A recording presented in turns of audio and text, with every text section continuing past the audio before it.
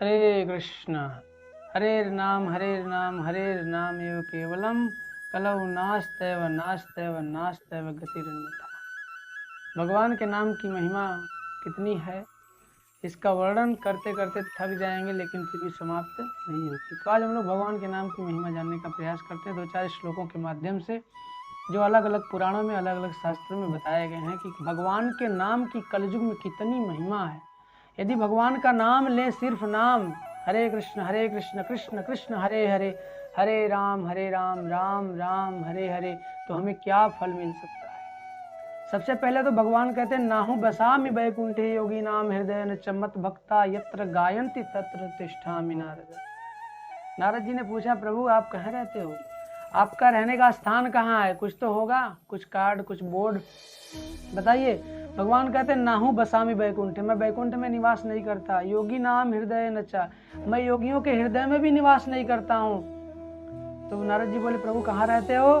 भगवान कहते यत्र गायन्ति मत् भक्ता तत्र तिष्ठामि नारद, जहाँ मेरे भक्त मेरे नाम का कीर्तन करते हैं मैं सदैव वहीं निवास करता हूँ। ऐसा ब्रह्म वैवर्त पुराण में बताया गया है। इसलिए हमें भगवान के नाम की महिमा समझकर उनका नाम जप करना चाहिए। श्रीमद् भागवतम 18,000 श्लोक, अंतिम श्लोक सूत गोस्वामी नैमिषारण्य में 88,000 ऋषि मुनियों को संबोधित करते हुए कहते हैं कि बाकी मैंने जो कुछ बताया वो भले भूल जाओ, लेकिन ये अंतिम श्लोक जरूर याद कर लेना। नाम संकीर्तनम यस्य सर्व पाप प्रणाशनम प्रणामो दुख शमनम तम नमामि हरि परम।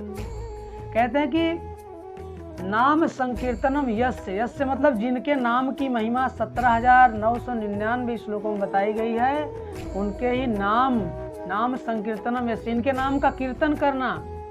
और करने से क्या होगा, नाम संकीर्तनम यस्य सर्व पाप प्रणाशनम, समस्त प्रकार के पाप नष्ट हो जाए। कलयुग में हम लोग पापी ही तो हैं, तमाम प्रकार के पाप लेकर बैठे हैं। आप लोग पुण्यशाली होंगे लेकिन मैं तो परम पापी हूँ, इसलिए हमारे लिए है। तो इन पापों से और भगवान के प्रणाम करने से सर्व पाप प्रणाशन, समस्त प्रकार के पाप नष्ट हो जाएंगे। और उसी श्रीमद् भागवतम में बताया गया कि यत् फलम नास्ति तपसा न योगी न समाधि न तत्फलम लभते सम्यक लौके संकीर्तनम। बताते हैं कि जो फल तपस्या में नहीं मिलेगा, समाधि में नहीं मिलेगा, ध्यान में नहीं मिलेगा, वो फल आपको क्या मिलेगा, सम्यक लौके संकीर्तनम, भगवान के नाम के कीर्तन में सहज मिल जाएगा। इसलिए भगवान के नाम का कीर्तन सदैव हमें करना चाहिए।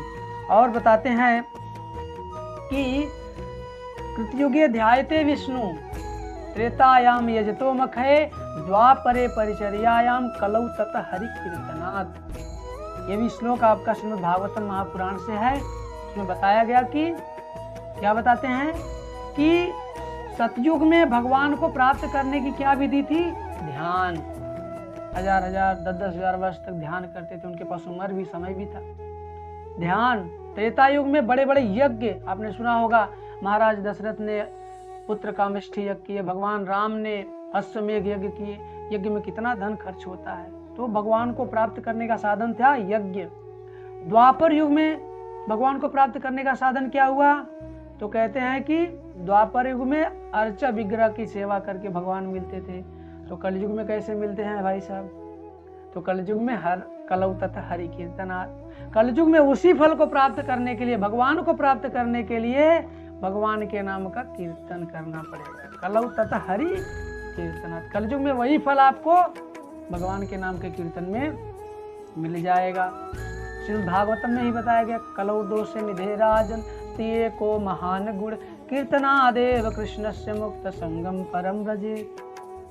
सुखदेव गोस्वामी महाराज परीक्षित को संबोधित करते हुए कहते हैं, हे राजा, कलयुग दोषों का खजाना है, दोष ही दोष भरे हैं, लेकिन अस्ति को महान गुण, बहुत एक महान गुण उसके अंदर है, क्या, कीर्तनादेव कृष्णस्य मुक्त संगम परम ब्रज। यदि कोई भगवान कृष्ण के नाम का कीर्तन करेगा तो वह मुक्त हो जाएगा, समस्त प्रकार के भय से, पाप से, इस कर्म बंधन से मुक्त हो जाएगा। और मुक्त होकर के कहाँ जाएगा, भगवान कृष्ण के परम धाम को प्राप्त कर सकता है। और भी बहुत सारी महिमा, बहुत सारे श्लोक हैं, लेकिन फिर मिलेंगे हम लोग किसी और वीडियो के माध्यम से।